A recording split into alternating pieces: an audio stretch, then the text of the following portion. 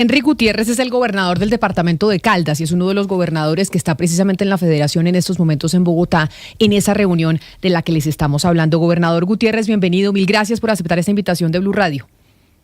Camila, a ti muy buenos días, a tu mesa de trabajo, a los oyentes, un abrazo gigante. Sí, aquí estamos en la Federación de Departamentos de Colombia, en una cumbre de gobernadores citada como extra a causa de este decreto 1474 de diciembre 25 expedido por el gobierno nacional.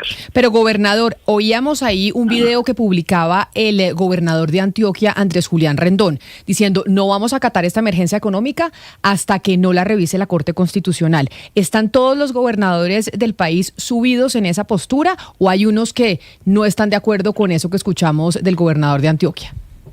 No, aquí estamos reunidos, precisamente acabamos de empezar la reunión para tocar ese tema. Ese decreto 1474 nos toca a todos los departamentos, nos afecta a todos los departamentos. Terminando esta reunión saldrá un comunicado a nombre de los gobernadores de Colombia a través de nuestra federación, en donde nos pronunciaremos al respecto.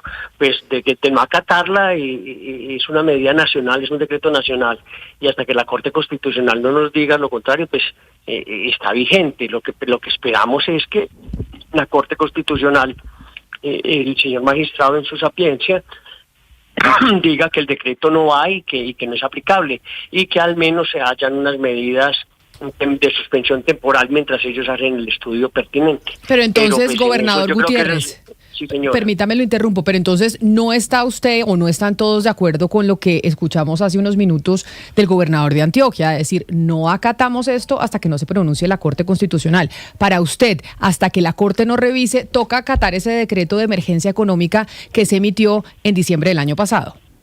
Sí, señora, como le digo, el decreto está vigente, nosotros estamos reunidos para discutir ese tema. Lo que pasa es que por donde se mire, es un decreto altamente lesivo para los departamentos. Ese aumento del IVA a licores fuertes del 5 al 19%, a vinos, aperitivos, cigarrillos, tabaco, nos toca el bolsillo. Ese aumento del 119%, que es catastrófico en la tarifa del impoconsumo, por grado de alcohol se pasa de 342 a 750 pesos.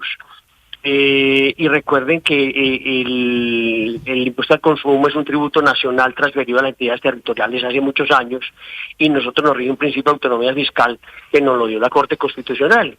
Y este decreto creemos que va en contra de ese principio de autonomía fiscal. Entonces, por eso lo estamos demandando, por eso estamos acudiendo a todas las a todo lo legal que nos da la Constitución para decir que esto no es legal y que no se debe aplicar. Ese impoconsumo es el 47% de los impuestos sugeridos para los departamentos. Salud, educación, deporte. Además, a los licores se le subió el componente al valor del 25 al 30%. Es catastrófico para nosotros, sobre todo los departamentos que tenemos industria licorera. Nosotros tenemos nuestra industria licorera de Caldas. Una botella de 750 centímetros, que es lo que está en nuestra medida comercial, aumenta el valor del 43%. Nuestro ron aumenta de 54.000 a 84.000 pesos, 30.000 pesos. Nuestro aguardiente amarillo pasa de 49.000 a 71.000 pesos. Y esos recursos se los debemos devolver nosotros a la nación. Entonces, con esto nos afectan, pues el consumo va a disminuir, pero se va a aumentar el consumo de licores ilegales. Se calcula que en Colombia el 22% del consumo es ilegal. Con esto se va a aumentar más.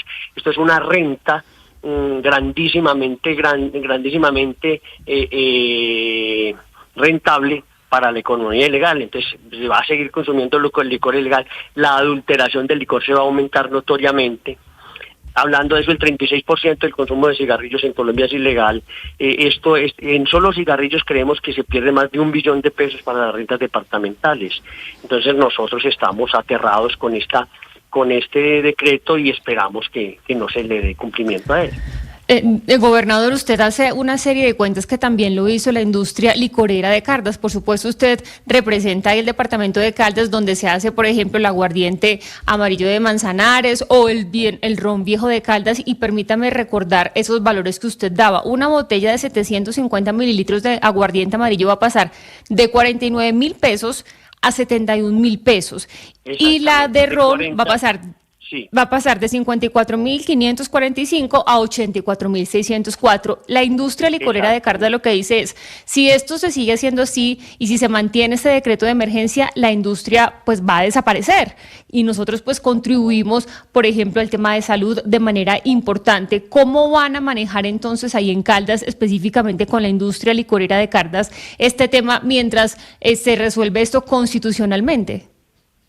Sí, es un aumento inmensamente grande. Lógicamente nuestros distribuidores no están pidiendo licor este mes con esos precios, pues todavía no. Y ahora ellos manejan unos stock de 3 meses. Nosotros esperamos que este mes la Corte Constitucional se pronuncie, al menos que suspendan temporalmente la medida, pero esos aumentos son así como usted los dice. Los licores en Colombia generan 200.000 empleos.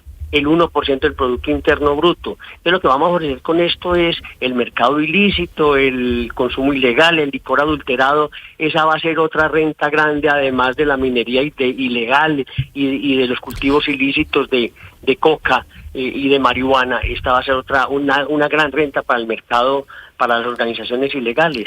La licorera de Caldas entre el 2024 y el 2025 aportó para la salud y la educación de los colombianos 1.2 billones de pesos. Esta sola industria licorera. Gobernador, de ellos 120.000 millones para Caldas, sí señor. Déjeme plantearle en escenario. Usted está diciendo, bueno, yo voy a cumplir la ley, esté o no esté de acuerdo, pero digamos que pues la Corte Constitucional tumba el decreto de emergencia en abril, finales de abril, no sé, pero pues hubo unos meses de recaudo, ¿cierto? ¿Usted ahí pensaría que los departamentos deberían reclamarle al gobierno esos recursos que fueron transferidos durante este tiempo? Pues esa es la idea, Es la idea de ustedes. Aumentos, pero mire, el principio es el aumento de la tasa de impuestos para los licores.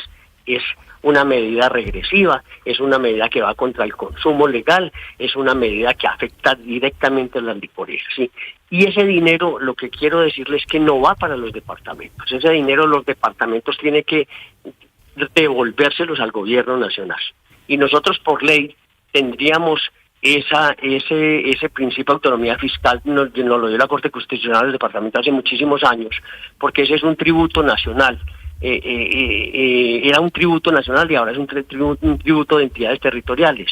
Pero con esto, todo el aumento de ese tributo se lo giraríamos de los departamentos a la nación, pero es regresivo y atenta contra las industrias licoreras porque el consumo legal de licor va a disminuir notoriamente con esas alzas exageradas. Lo que hacemos es que la gente consuma menos nuestros licores, que la gente acuda más al licor ilegal y que las organizaciones ilegales vean en esto un baúl lleno de dinero y se agarren a producir licor adulterado. Mire que en todos estos aumentos de IVA no está la cerveza. Argumentan que la cerveza es un licor popular. Usted sabe, si hay un gran consumo de cerveza en Colombia, pero la cerveza no es el licor autóctono, nuestro licor autóctono es el aguardiente y es el que está siendo golpeado por este decreto 1474. Entonces, ahora de esta reunión en la que estamos de los gobernadores de todo el país, deben salir luces y lógicamente va a haber un comunicado solicitándole al gobierno nacional que no aplique esa medida y a la Corte Constitucional que por lo menos mientras hace los estudios, mientras pide las pruebas, mientras está el fallo definitivo, se suspenda la medida temporalmente. Gobernador Gutiérrez, ¿qué tipo de conversaciones o qué tipo de acercamientos hubo con el gobierno nacional antes de llegar a esta medida? Que por parte del gobernador de Antioquia, pues es definitivamente no aplicar el decreto 1474, pero como usted dice, hay unos que sí van a aplicar y pues si se cae, pues hay que retornar esa plata. Pero ¿qué tipo de conversaciones hubo antes para evitar llegar a este punto? No, eso fue un decreto que vino del gobierno nacional lo lanzó el 29 de diciembre, es la primera vez que nos reunimos los gobernadores. De pronto a motu propio, varios de los gobernadores se han hablado con el ministro de Hacienda o con los altos dignatarios nacionales, pero no ha habido una reunión para hablar al respecto. Ojalá que de aquí, siendo una solicitud de la Federación Nacional de Departamentos, el gobierno nacional, presidente, el ministro de Hacienda, Planeación Nacional nos escucharan. Yo creo que esa es una de las medidas que vamos a plantear ahora en esta reunión de gobernadores, pero no ha habido ningún acercamiento oficial con el alto gobierno para hablar del decreto. El decreto se mandó, se pronunció y empezó a difundirse a partir del 29 de diciembre.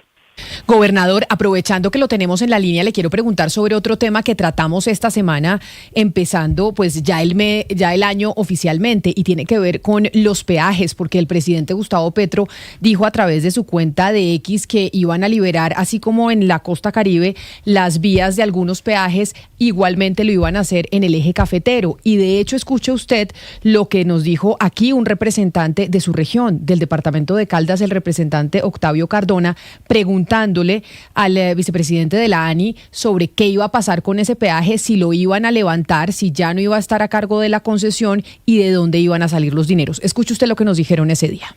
¿Se van a quitar los peajes o se va a cambiar el operador? Para que digan la verdad. Porque si lo que van a cambiar es el operador, van a pagarle el tiquete a una persona que no dice autopistas, sino Invías o ANI o como lo quieran llamar. Pero si lo que van a quitar es los peajes, que nos digan de dónde van a mantener. Y sobre todo hoy, en un país que tuvo que decretar una emergencia económica porque no tiene recursos y que presentó una ley de financiamiento por 27.5 billones de pesos, que porque teníamos un problema fiscal bastante amplio. Esa es la pregunta. Doctor Uparela, usted tiene la respuesta. Aló. Bueno, mire, como vicepresidente ejecutivo de la Agencia Nacional de Infraestructura, nos corresponde contractualmente, una vez termine la concesión, bien sea porque finiquita en tiempos normales su periodo contractual o bien sea por una terminación anticipada, tengo en el marco de la ley colombiana darle cumplimiento y hacerle una reversión al Instituto Nacional de Vías de toda la infraestructura. Por supuesto, ya en cumplimiento al contrato de concesión que culminaría con la reversión al Invías y la liquidación del mismo contrato, ya queda enteramente potestativo del Instituto Nacional de Vías. Si continúa, si modifica las tarifas de peajes, si decide eliminar el peaje, digamos aquí ya cuando la infraestructura, y entiéndase que parte de la infraestructura también hace parte de los peajes, Doctor Uparela. ya está en el gobierno nacional, pues ya es completamente potestativo la decisión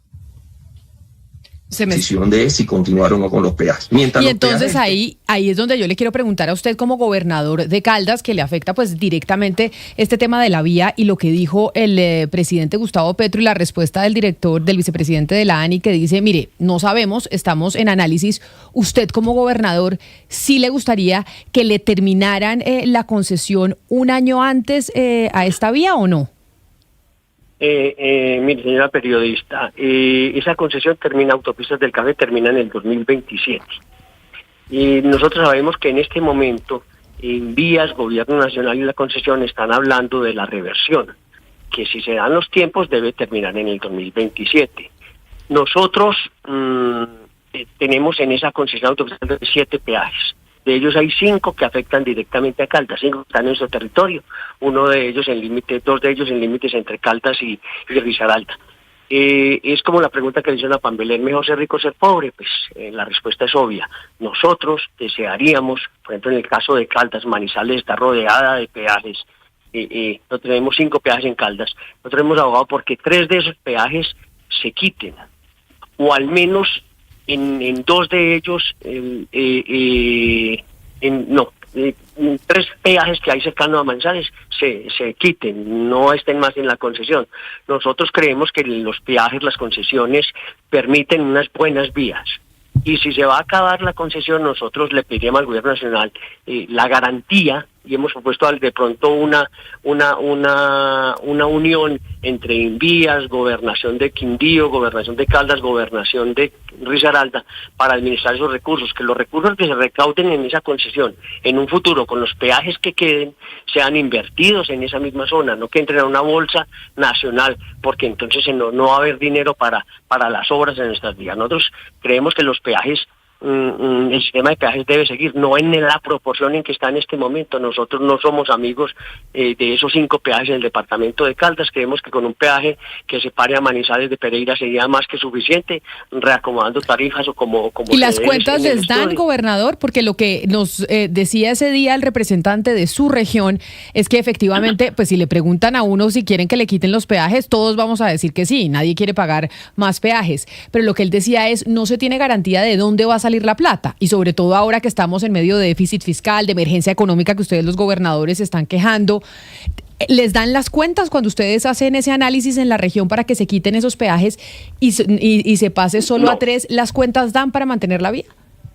No se pasaría a 3, se pasaría de 7 a 5, a 4 o 5 peajes. Bueno, las cuentas pues lógicamente se reducen los recursos. ¿Qué se puede hacer? Una concesión a muchos más años, y el gobierno nacional debe garantizar recursos para las obras faltantes. Ahora, esos peajes, las cuentas dan para que el mantenimiento de la vía con esos peajes.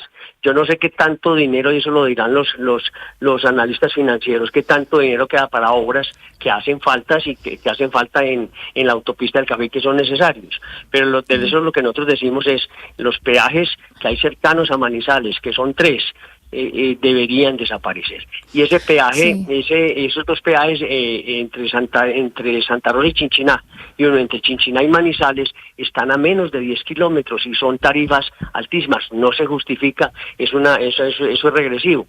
Pero lo que no queremos es que la concesión, no la actual, cualquier concesión, cualquier alianza público-privada que maneje esa autopista, recaude unos peajes justos y que con eso se mantengan las obras que hay. ¿Y por qué no con los excedentes obras nuevas? Con el apoyo, gobernador, sobre eso una pregunta que hacía ese día el representante de Caldas. Le preguntaba a la persona de la ANI en ese momento.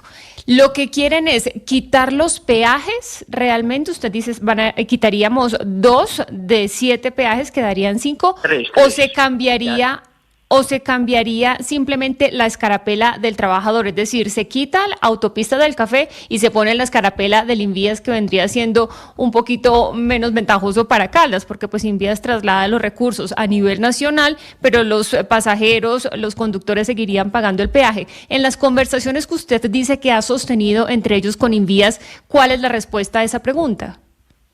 Sí, no. De 7 peajes actualmente pasaríamos a 4 en esa concesión de autopistas del Café, quitando los 3 que están cerca de Manizales, que como le digo, son regresivos para nosotros, para el turismo, para la Unión, para el área metropolitana. Con los recursos de esos que se recauden, los 4 peajes, que sean invertidos en nuestra zona, por quien sea, por el Invías, por una alianza público-privada, Invías, gobernaciones y más un privado, o por la nueva concesión que se dé, pero que garanticen que esos recursos sean invertidos en nuestro territorio. Nada nos ganaríamos cambiar de operador a Autopistas del Café a Invías si continuamos con los 7 peajes. Sería absurdo, pues no habría razón de ser.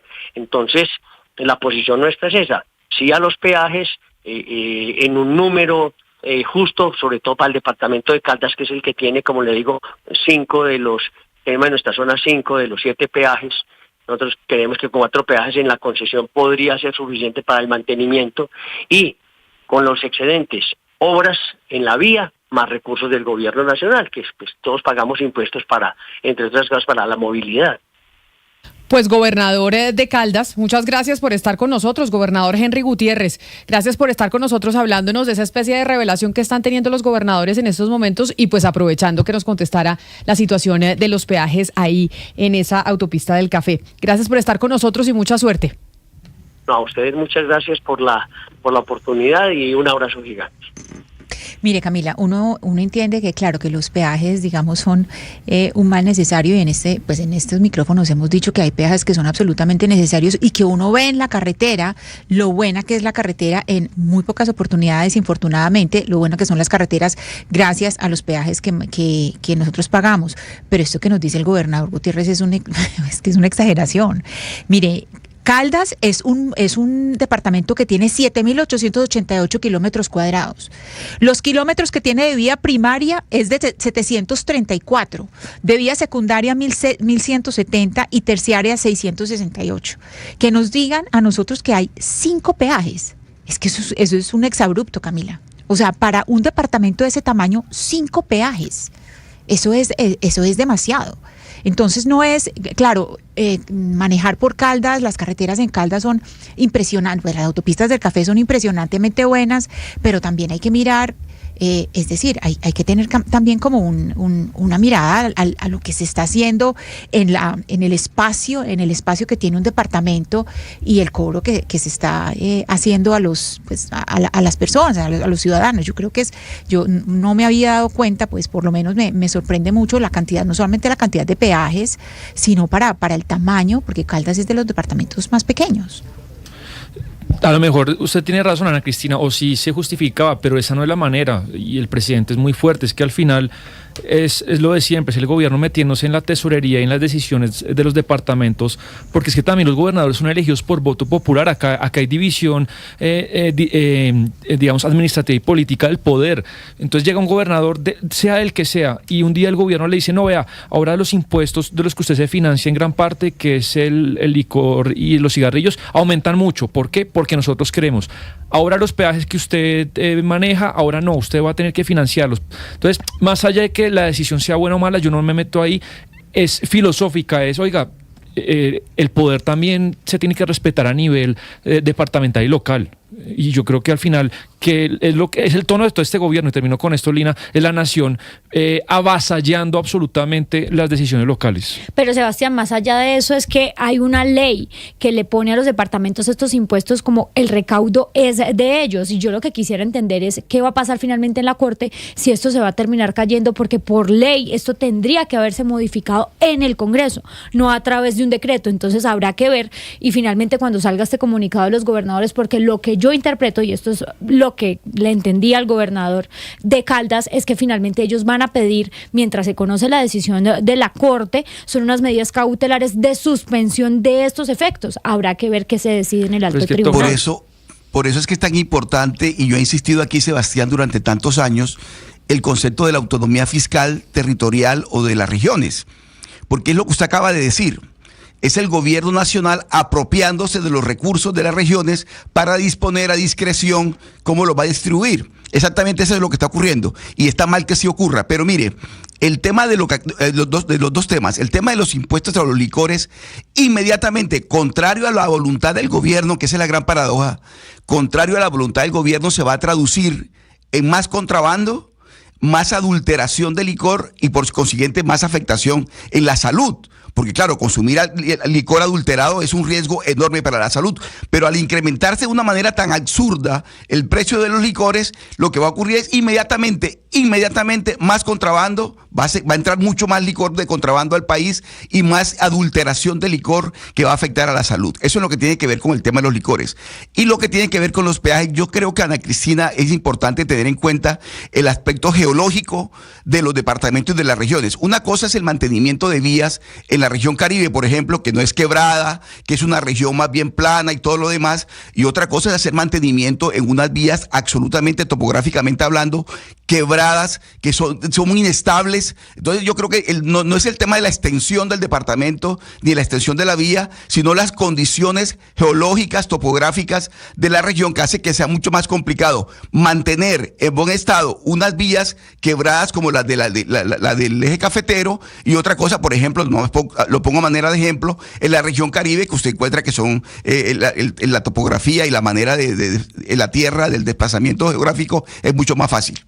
11 de la mañana, 4 minutos, pero como estamos hablando de las regiones y hablábamos con el gobernador de Caldas y la situación en la que se encuentran por cuenta de ese decreto de la emergencia económica, pues también hay una situación compleja que están enfrentando los departamentos cafeteros, no solo los del eje cafetero, sino el Huila, los Santanderes, con los cultivos del café y esta devaluación del dólar y fortalecimiento del peso. De hecho, pongámosle canción a los cafeteros con Ojalá que llueva café del campo de Juan Luis Guerra. Porque ha llovido café últimamente. Ha llovido café, con sí, los señor. Precios y la producción colombiana. El café lleva 2 años como un cohete. Lleva 2 años como un cohete, pero con este fortalecimiento del peso colombiano, pues las noticias no son tan alentadoras. Sí, o al menos así, digamos, lo consigna Germán Bahamón, el presidente de la Federación Nacional de Cafeteros, que Camila, creo que es el primer sector que un poco pone la advertencia de qué podría pasar al sector exportador si tiene que convivir mucho tiempo con un dólar muy bajo, porque recordemos, pues, usted vende su mercancía en dólares y entre más baje, pues menos ingresos. El trino es muy largo, pero le voy a leer los 2 primeros párrafos para que entendamos de qué empieza a hablar la Federación Nacional de Cafeteros. En el último año, Camila, el peso colombiano se ha apreciado con fuerza.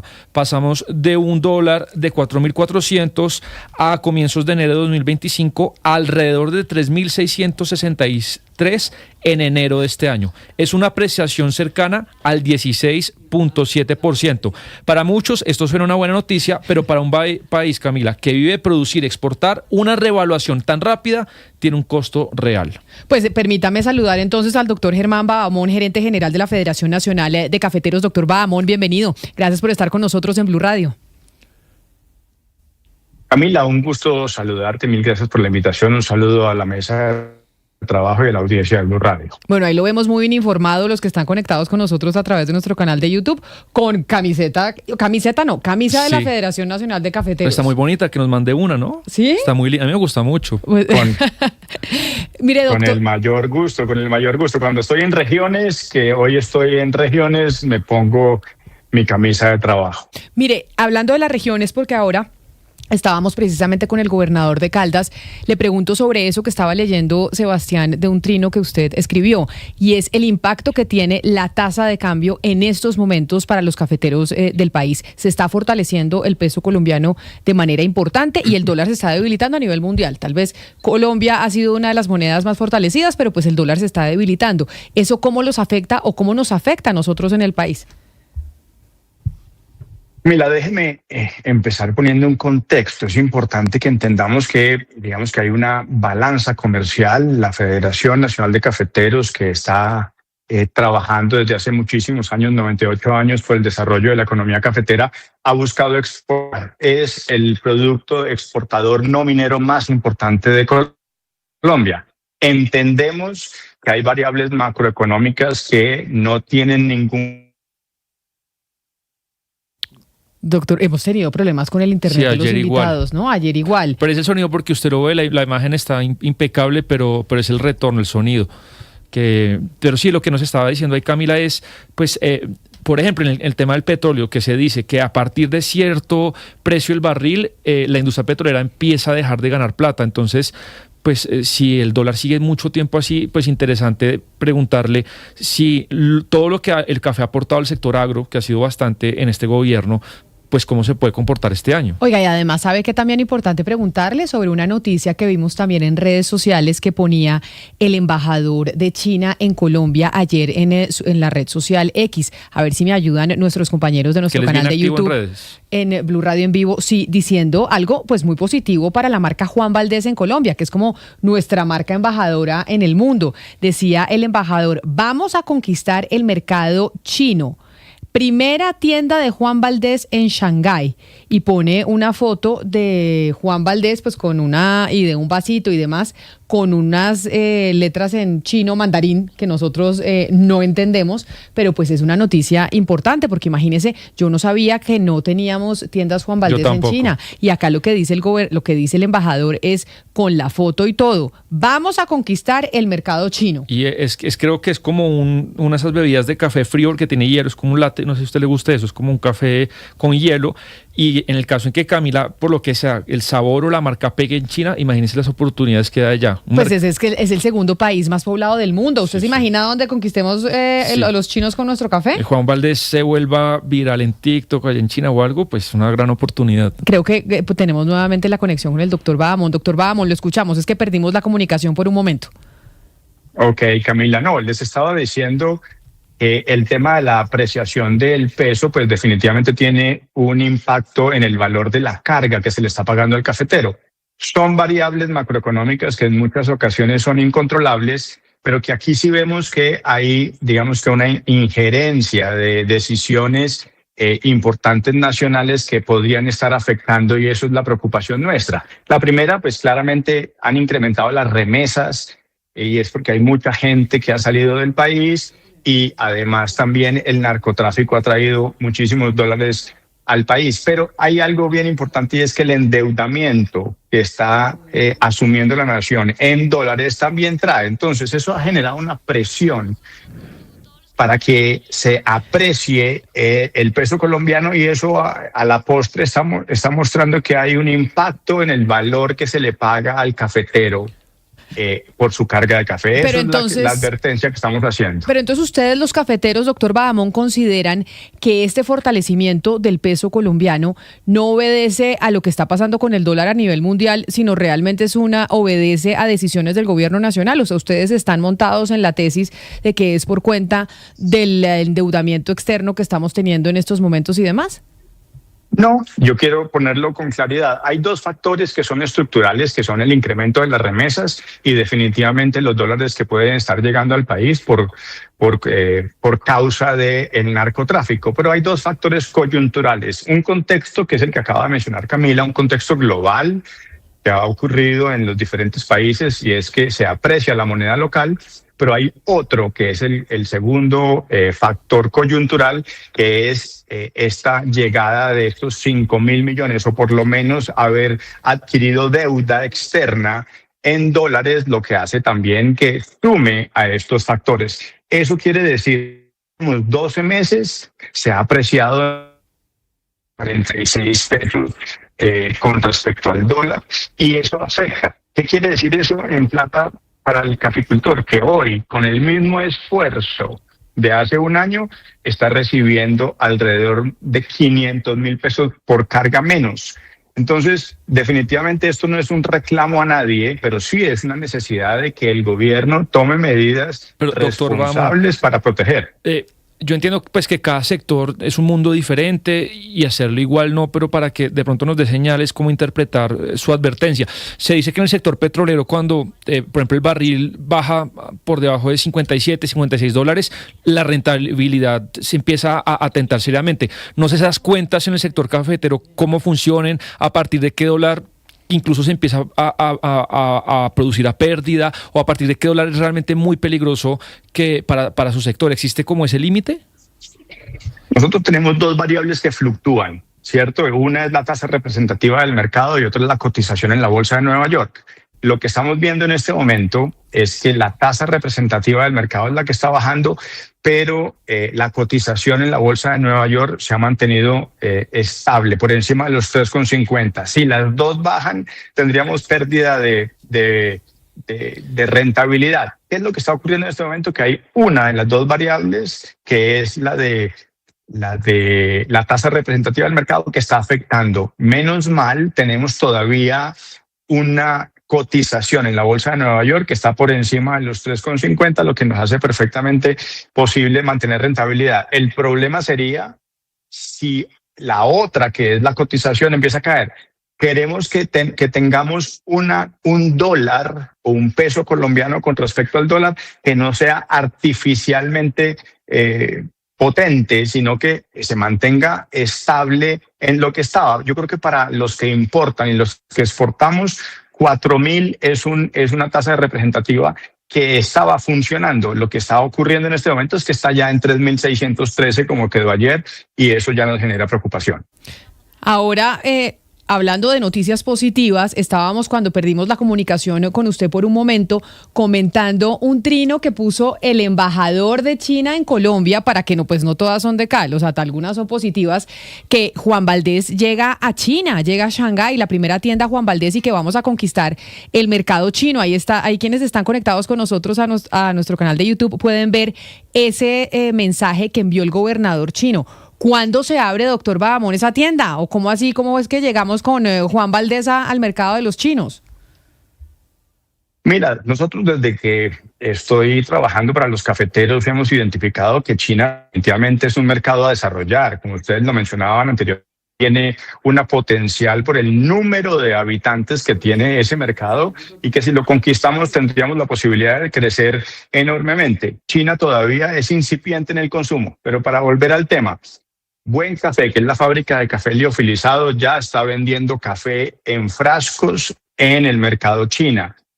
Nosotros estamos creciendo en nuestras ventas de café verde en el mercado chino, y además estamos haciendo los primeros esfuerzos con Juan Valdez. Lo que ha hecho el equipo de Camila es llegar con distribuidores. Hoy, para que quede claro, no tenemos una tienda Juan Valdez en el mercado chino. Hoy lo que pasa es que llegamos con distribuidores a vender nuestro producto empacado, producido en Colombia, y estamos atendiendo diferentes tiendas. Esa foto que el embajador de China en Colombia puso es de una tienda que se llama M Porcentaje y que ha comprado café nuestro. Pero cuando ustedes ven la tienda es M Porcentaje y tiene, digamos que toda la imagen de marca de M Porcentaje. Lo que pasa es que dice ahí en mandarín que está usando café 100% colombiano de los cafeteros. Es decir, no tenemos una tienda en China, seguimos explorando abiertamente esa posibilidad, como lo estamos haciendo en otros países. Acabamos de abrir Brasil, por ejemplo, y esperamos pronto tener esas tiendas en el mercado de China. Ay, no, Jennifer, ya estaba celebrando con la tienda Juan Valdez allá. Pues celebramos que tengamos el café, pero ya esperaba yo tener la tienda presente en Shanghái. Poco a poco, Sí, Camila, poco a poco. Lo importante es que ya empezamos a tener el café. Yo le quiero preguntar al gerente Bahamón cómo se está moldeando el consumo en China, pues porque sabemos que allá, lo que más se consume es el té, pero entiendo que, por ejemplo, los jóvenes en sectores urbanos se está tratando de meter el café. Ustedes que hacen los estudios, ¿cómo se está modelando este consumo en los chinos y cuál es el principal café que competiría con el colombiano ahí en el grande asiático? Eso es lo que siempre nosotros hacemos, y es identificar las tendencias de los mercados, cada uno de los continentes. El continente asiático nos interesa mucho. Hemos hecho un ejercicio muy importante en el mercado de Japón y lo queremos replicar en China. ¿Qué es lo que estamos viendo? ¿Cuál es el consumo? El consumo allá es incipiente. Ellos están consumiendo menos de 0.2 kilos de café per cápita. Y si lo llevamos, por ejemplo, a lo que consume Colombia, que es de 2 kilos per cápita, que no somos los mayores consumidores, o lo que consume un país como europeo como Noruega, que consume 10 kilogramos per cápita, vemos que hay una potencialidad enorme de seguir construyendo una demanda a partir del consumo en China. Allá ya hay muchas cafeterías de cafés especiales que vienen a nuestras pastas a llevarse los mejores cafés de Colombia. Sabemos China, de India, de Indonesia, nos muestra a nosotros un panorama prometedor para el consumo de café, y seguiremos trabajando en la capitalización de esas oportunidades. Pues gerente Bahamón, gerente de la Federación Nacional de Cafeteros, gracias por atendernos. Esperamos que la situación del dólar no los perjudique tanto y que la cosa pues se mantenga ahí, porque para los que nos queremos viajar o comprar cosas que están en dólares, pues que el dólar esté bajito es buenísimo, pero entendemos que para, por ejemplo, los cafeteros no es una noticia tan positiva. Gracias por estar con nosotros. Camila, muchas gracias a ustedes, que estén muy bien. Pues Camila, le doy daticos desde este país que es Panamá, que tiene el café más caro del planeta Tierra. Y aquí, pero ¿por qué el café más caro del planeta Tierra? O sea, en Panamá. Por libra, Panamá tiene el café más costoso por libra del mundo. Ah, no tenía ni idea, pero café que se cultiva allá o que lo venden allá. $35,000 la libra de café. que se consume, por cierto, en los mercados de Medio Oriente. Panamá sí tiene un consumo, o sea, no podemos comparar mercados porque obviamente el de Colombia es 10 veces mucho más grande que el de Panamá, pero Panamá sí ha tenido una certificación muy grande en el desarrollo del café de especialidad, que es algo que Colombia había dejado a un lado y que ahora, digamos, o sea, está el tomando... café panameño, es que acá estoy perdido, me perdona, es como super premium el café panameño, y eso lo hace muy exclusivo en el mundo. Es que acuérdese que estamos hablando con un señor que tiene tienda de café, ¿no? Él tiene café, entonces habla con autoridad. Por eso le digo, mire, China hoy en día, Camila, crece anualmente un 15% en el consumo de café. Se estima, según algunos números que vi al menos a final del año pasado, que 450 millones de personas en China consumen café al menos 2 o 3 veces al día. Y lo interesante es que la red de cafeterías en ese país, pues ya ha superado a Starbucks, que es de las grandes compañías de los Estados Unidos y del planeta. Hay una tienda, una marca que se llama Luckin Coffee, que en el 2024 ya había superado a Starbucks, únicamente con cafeterías dentro de China. Así es el tamaño del mercado que está teniendo. Gonzalo, pero entonces yo ir a su local a pedir café panameño, eso es como, no sé, pedir champaña en los Campos Elíseos. Una cosa casi carísima. Algo así, porque usualmente el café que se toma, digamos, en la casa, comúnmente es un robusta o que es un café de baja altura.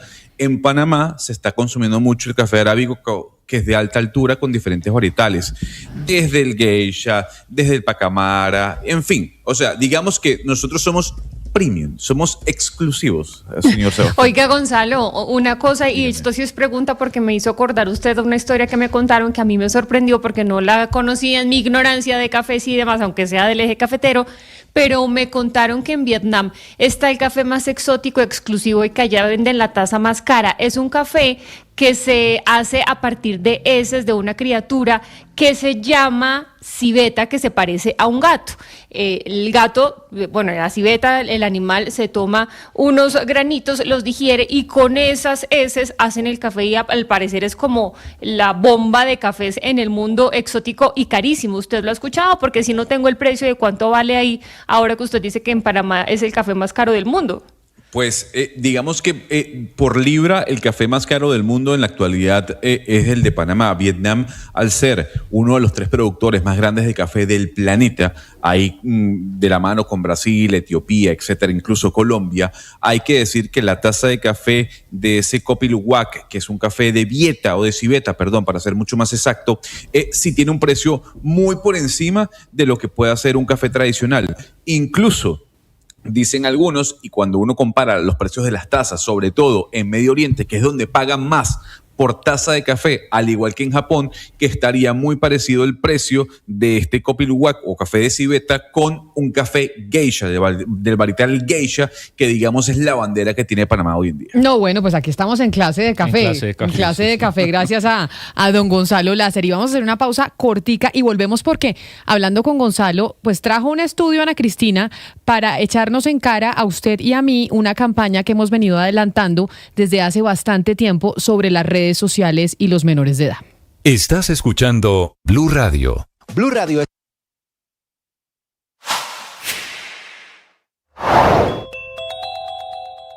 La gobernadora del Chocó, Nubia Carolina Córdoba, dijo en Mañanas Blue que el ataque con drones cargados con explosivos a 10 militares puede ser una retaliación por el golpe que le dio las fuerzas militares a un cabecilla del ELN. Durante los últimos días, el comandante de la 15ª Brigada de la 7ª División también pudieron dar información al país sobre un golpe muy importante de un cabecilla. Y continuamos desde el cubo de Colsubsidio en esta feria escolar Colsubsidio 2026 en su 7º día, y es que quiero contarles que hoy el bono escolar te alcanza para más con el 30% de descuento que tenemos pagando con el bono escolar o el cupo de crédito o cuota monetaria. Tienes un bono que te puede alcanzar hasta 125.000 pesos y ojo al dato porque tenemos artículos con muy buenos descuentos. Vas a encontrar aquí cuadernos desde 1.700 pesos, loncheras desde 8.400 pesos, maletas desde 38.500 pesos, colores normas desde 9.900 pesos y muchos artículos que tienen grandes descuentos. Además de eso tenemos una gran variedad de marcas aliadas, como lo son Toto, Escribe, Norma, Faber-Castell, Pelican, Color, Sharpie, Papermate y muchos más. Además de eso, contarles que tenemos también grandes descuentos para diferentes servicios, como por ejemplo cursos de inglés con la marca COE, que tiene un 30% de descuento pagando de contado. Además de eso, también van a encontrar Calza Todo, que es otra de las marcas aliadas, que le ofrece el 10% de descuento en todo el calzado y accesorios para este regreso a clases. También vamos a encontrar Venus con el 10% de descuento en todas las referencias del portafolio escolar. Y al costo también tenemos descuentos de hasta el 60% de descuento en equipos celulares, también tenemos en impresoras, televisores y mucho más. Además de eso, contarles que tenemos también el 50% de la compra por si se lo llegan a ganar con al costo. En esta feria escolar no solamente van a encontrar productos para la feria de este regreso a clases, sino también van a encontrar grandes beneficios en el primer piso. En este momento nos encontramos en el cuarto piso, que es donde puede aprovechar todos estos descuentos que le comento acerca de los útiles escolares, los uniformes, las medias, los descuentos, las básicas blancas y demás. Y en el primer piso podrán encontrar grandes ofertas